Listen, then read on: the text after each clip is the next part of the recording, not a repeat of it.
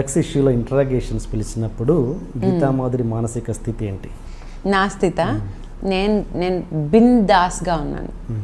మా అత్తగారు వాళ్ళు కొంచెం బాధపడ్డారు. అసలు మనకెందుకు రావాలి, మనకెందుకు ఈ సిచ్యుయేషన్ రావాలి, ఏ పాపం ఎరుగని మనకి ఈ సిచ్యుయేషన్ అని ఎందుకు రావాలి, అసలు అది చెక్కింగ్ అయినా అవని ఎందుకు రావాలని పెద్దవాళ్ళు కొంచెం భయపడి బాధపడ్డారు. నేనేం భయపడలేదు, నేను బాధపడలేదు. అసలు నాకు కాన్ఫిడెన్స్ ఉంది.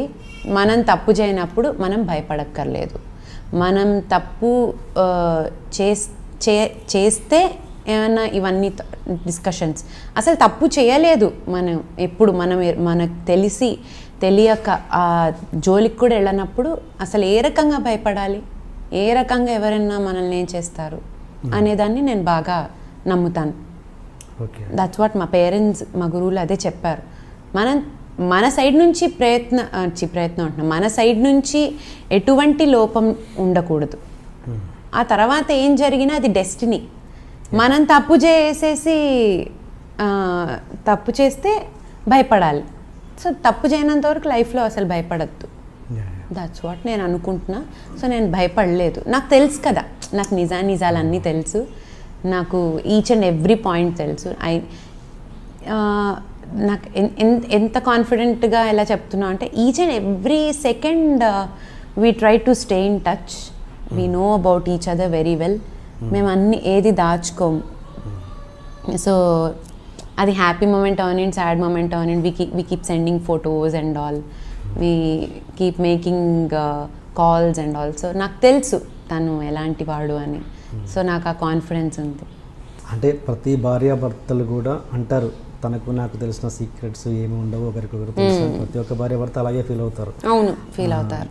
నేను ఏంటంటే అంటే ఎంత నిప్పులు ఎందే పొగరాదు అంటారు కదా, ఎక్కడో ఒక చోట లేకుండా ఎందుకు నందుని ఎందుకు పిలవాలి ఇంతమంది యంగ్స్టర్స్ హీరోలు ఉండగా? ఏంటి, ఎక్కడ తేడా జరిగింది? ఫస్ట్ థింగ్, నిప్పులేందే పొగరాదు. అవును, అది నమ్ముతాను నేను యూజువల్గా వేరే విషయాల్లో. బట్ ఈ విషయం నుంచి నిప్పు లేకపోయినా కూడా పొగ వస్తుందని ఈ విషయం నుంచి అర్థమైంది అనమాట. సో ఆ సామెతను పూర్తిగా నమ్మడానికి లేదు అని ఈ విషయం నుంచి నాకు అర్థమైంది. బాగా ప్రిపేర్ అయ్యొచ్చు. పెద్ద ప్రిపేర్ అవ్వక్కర్లేదు. జెన్యున్గా ఉండేవాళ్ళు ప్రిపరేషన్ అక్కర్లేదు. ఉన్నది ఉన్నట్టు మాట్లాడితే చాలు. మేము జోక్స్ వేసుకున్నాం ఇవన్నీ, అంటే లైక్ నేను జోక్స్ వేసా ఇవన్నీ మా ఇంట్లో, ఊరికే just cheer up and all.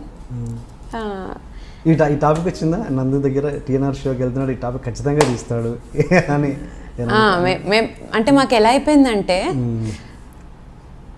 రేపు పొద్దున్న as an actor or as a film maker or what ever, if he has some big project coming up, తనకి టెన్షన్ పడ్డు.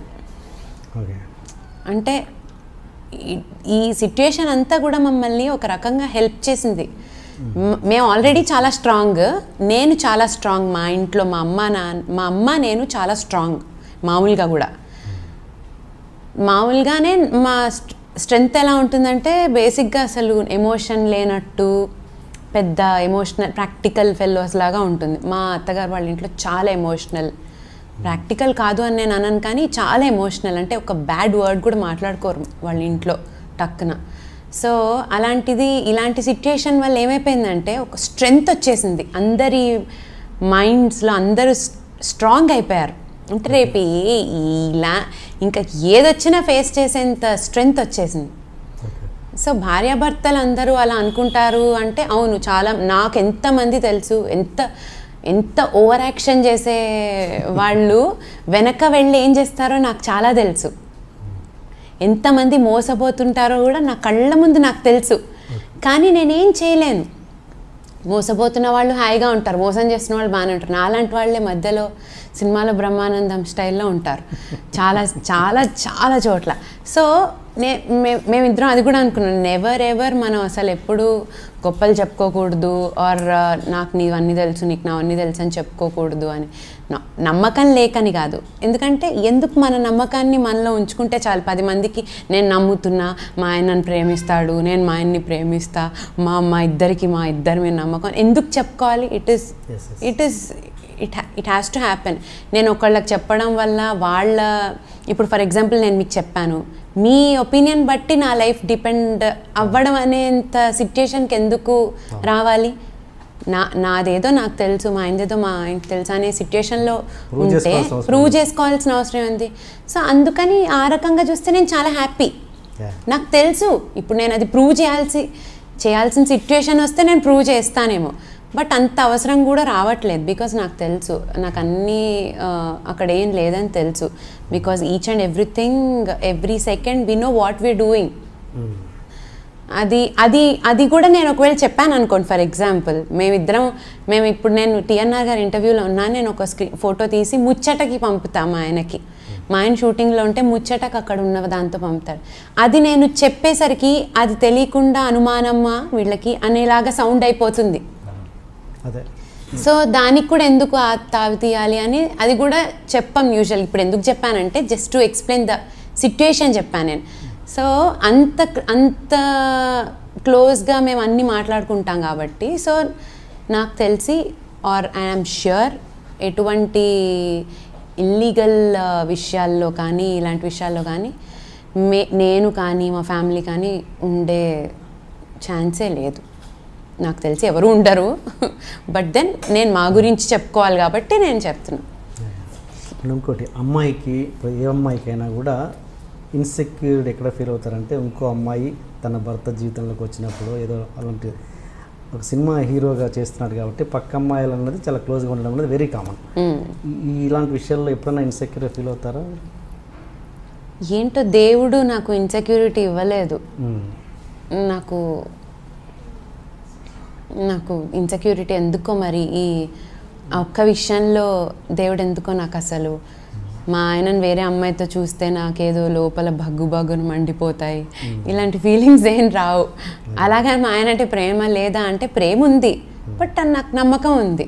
అంటే ఇప్పుడు ఒక మనిషి మాట్లాడే వేరే విషయాల పట్ల మాట్లాడే తీరు బట్టి మనకి వాళ్ళ మెంటాలిటీ అర్థమవుతుంటుంది యూజువల్గా. సో ఆ ప్రకారంగా చూసుకుంటే నాకు ఇన్సెక్యూరిటీ అనేది ఉండకూడదు మా ఆయన పట్ల అసలు ఏ రకంగా కూడా. నేను ఆ విషయం గురించి ఎక్కువ ఆలోచించాను, ఎందుకంటే ఇప్పుడు నేను స్టేజ్ మీద 10 మందితో పాడతాను. నేను అవసరం అయితే వాళ్ళ భుజం మీద చెయ్యేసి పాడతాను. ఒకళ్ళకి భుజం మీద చెయ్యడం తప్పవచ్చు, ఒకళ్ళకి ఇంకేదో చేస్తే తప్పవచ్చు. సో ఒక తప్పుకి లెక్క అంటూ లేదు మన దగ్గర ఆర్ ఎక్కడైనా ప్రపంచంలో. మనం చేసే దాని వరకు రైట్, దానికి బియాండ్ తప్పు అంటాం మనం. అంటే ఫర్ ఎగ్జాంపుల్ పిల్లలు ఉన్నారనుకోండి, ఫర్ ఎగ్జాంపుల్ ఒక 16 years అమ్మాయి ఉందనుకోండి. 16 years అమ్మాయికి లవ్ అనేది రాంగ్, బట్ అమ్మాయి లవ్ చేసింది అనుకోండి, అమ్మాయికి లవ్ వరకు కరెక్ట్, దానికి మించి చేస్తే రాంగ్. అమ్మాయి ఒకవేళ లవ్ చేసి అది వాళ్ళ ఇంట్లో చెప్పింది అంటే మా ఇంట్లో చెప్తే అది కరెక్ట్, చెప్పకపోతే రాంగ్. అలా ఎప్పటికప్పుడు మనం దానికి సెట్ చేసుకుంటాం రాంగ్ రైట్ని. సో అలాగా నేను ఐ లాస్ట్ ఇట్, ఏదో చెప్తున్నాను నమ్మకం అనేది. సో నాకుంది నమ్మకం. ఎందుకుంది మరి? రేపొద్దున మోసం చేస్తే ఆర్ రేపొద్దున ఇన్సెక్యూరిటీ లేదా, నీకు వేరే అమ్మాయి లేదా, మరి వాళ్ళు ట్రై చేస్తే ఇలా మాట్లాడతారు. బట్ నాకైతే నమ్మకం ఉంది. ఏదన్నా ఇప్పటి వరకు అయితే నాకు ఆ నమ్మకం ఉంది, ఉంటుంది కూడా life long. Because I know him as a person. And బేసిక్గా నేను మా ఆయన ఎలా అంటే, if we want something or if we like something, we're matured enough to talk about it. అంటే వీఆర్ ఓపెన్ అబౌట్ ఇట్. అసలు అంటే మేము జస్ట్ ఇంకొక అమ్మాయి పేరు వచ్చేస్తేనే అనుకుంటూ అంతా నాకు అవన్నీ ఎందుకో అవన్నీ చీప్గా అనిపిస్తాయి. ఇంకోటి మాటల కంటే కూడా చేతలు ఇంపార్టెంట్. సో నాకు చేతల్లో చేయడం తెలుసు ఇలాంటివి. సో ఆబ్వియస్లీ నాకు ఇంకొక అమ్మాయి వచ్చి హగ్గే చేసుకున్నా నాకు ఏమీ భయం ఉండదు. మా ఆయన మీద నమ్మకం అది. ఓకే, మీ ఇద్దరి మధ్యలో జరిగిన ఏదన్నా ఎమోషనల్ ఇన్సిడెంట్ ఉందా? అప్పుడు చాలా ఉన్నాయి, చాలా. అంటే గుర్తు అదే చెప్తున్నాక నాకు గుర్తు చేయంటే టక్కుని గుర్తు రాదు. బట్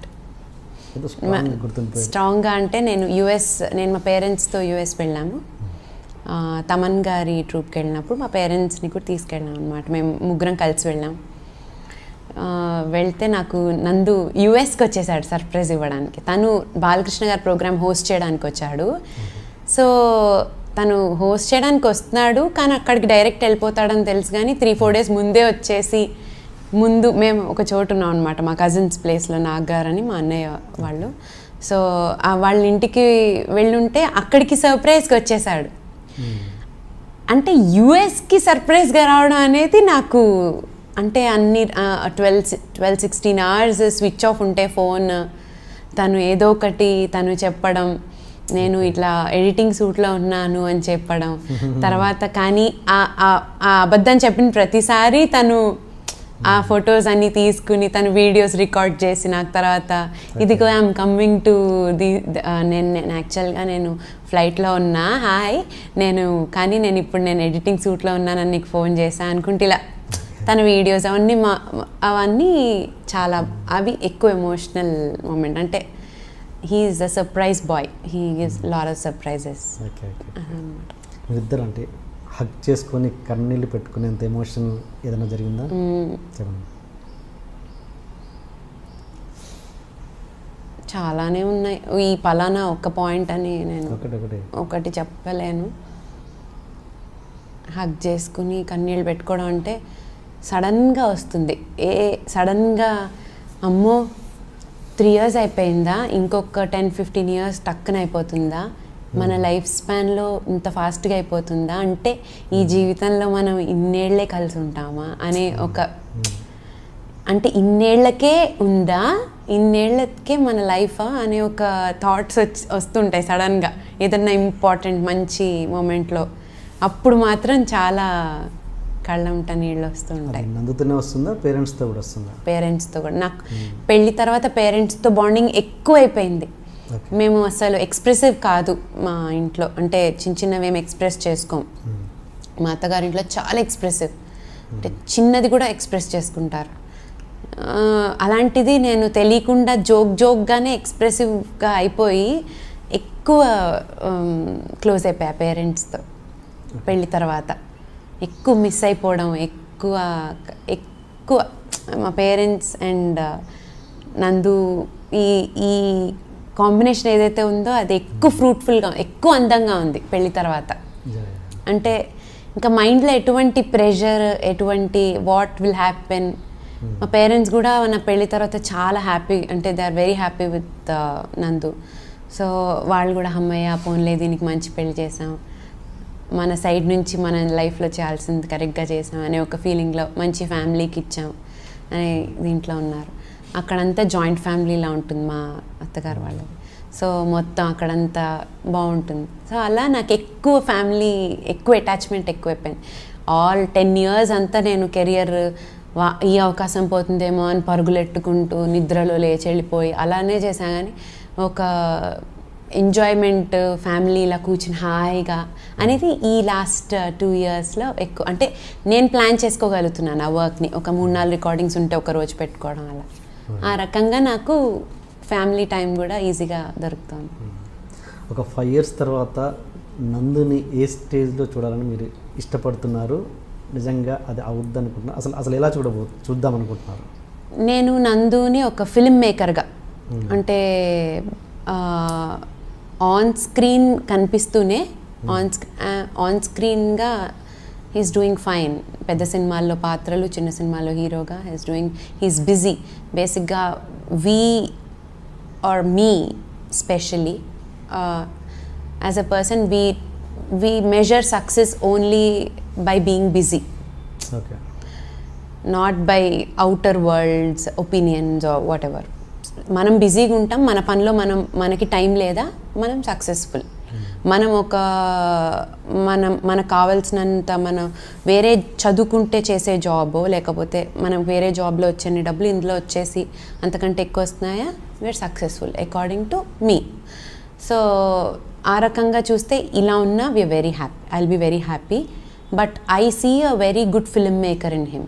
అంటే like as a director he has a direction sense. అంటే తను జోక్ అని ఒక షార్ట్ ఫిల్మ్ అది తీశాడు. సో అందులో తను చూపించిన ప్రజ్ఞ కానీ ఆ రకంగా చూసుకుంటే తనకి డైరెక్షన్ సైడ్ చాలా బాగుంది అని నాకు అనిపిస్తుంది. ఇద్దరేంటి ఇప్పుడే పిల్లలు వద్దనుకున్నారా? 3 years అయింది కదా? 3 years అయింది. వద్దనుకున్నారా? వద్దు అనేం అనుకోలేదు, అలా కుదరలేదు అంతే. We were very busy with our careers. But ఎప్పటికీ వద్దు అని అయితే అనుకోము. But when it will happen, it will happen. అది రేపు కూడా అయిపోవచ్చు, నెక్స్ట్ మంత్ కూడా అయిపోవచ్చు, 1 year పట్టొచ్చు.